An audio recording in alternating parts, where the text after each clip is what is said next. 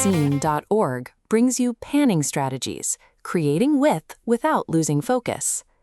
A common starting point for an independent mix involves placing the vocal in the center, pushing guitars to the far left and right, and sliding a hi-hat slightly to one side. Real panning, however, functions as arrangement and storytelling. It dictates where the listener's attention travels, rather than simply scattering tracks across the stereo field. Modern stereo plugins make it incredibly easy to spread every instrument, but without a specific plan, a beautiful texture can quickly swallow the mix. When every element is wide, the contrast disappears. Nothing feels expansive because the listener has no narrow reference point to compare it to. Achieving professional width doesn't require expensive hardware or proprietary plugins. It is a design choice that costs nothing. Width is built through intention and careful management of the available space. By giving every part of the song a specific job and a place to stand, panning helps a home studio recording function like a commercial record. It provides the architectural framework necessary to guide a listener's emotional response. Before moving instruments to the edges of the stage, you must establish the sacred center. This area serves as the unshakable spine of the entire arrangement. Low-frequency elements like kick and bass are anchored in a straight line between the speakers for physical punch. The lead vocal shares this central space, providing a stable point of focus while the rest of the mix moves around it. A reliable workflow in a modern DAW like Fender Studio Pro is to pull all your faders down and build the core of the mix entirely in mono or very narrow stereo. By forcing the most important elements into the center, you have to solve balance and frequency problems with EQ.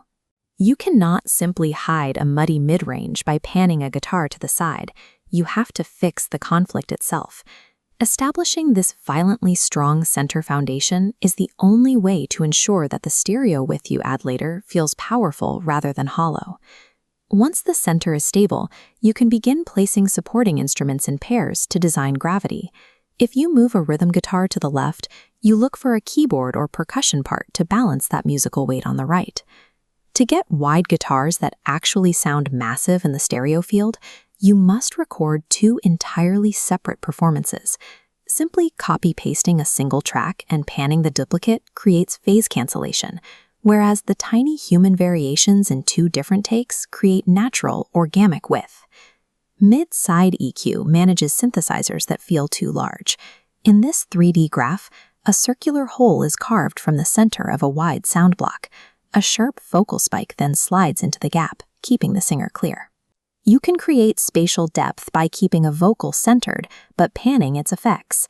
Placing a short delay slightly left and a longer reverb slightly right creates three-dimensional space without pulling the lead performance away. You must also account for pan law. As a sound source moves from the center to the speaker's edges, its perceived volume visibly drops within the DAW. Because of this, every panning decision should be immediately followed by a small fader adjustment to maintain the correct balance. Immense size is a result of acoustic contrast. To make a chorus feel wide and wet, the verse that preceded it needs to feel dry and narrow. The final phase of mixing is verification. A track that feels expansive in a studio environment can completely fall apart on a smartphone speaker or in a club. A correlation meter helps visualize hidden phase issues. If the dial swings toward the red negative side, your left and right channels are fighting each other, which can cause important instruments to disappear on certain playback systems. The mono button remains one of the most important tools in a studio. While the mix will naturally lose its width when collapsed, the core rhythm and the lead vocal must remain clear and present. Headphone checks are also necessary because total ear isolation makes hard-panned elements feel more aggressive.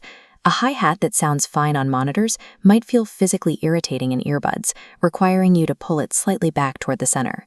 Panning is an extension of the song's arrangement. To make a chorus explode, you must purposefully narrow the verses, giving the stereo image somewhere to grow when the hook arrives. Broadening the stereo field without maintaining a clear center leads to a cluttered performance. Intentional space management provides the focus and clarity expected in a finished record. Make sure you check out the other great articles and resources on makingascene.org, the place the indie artist goes to build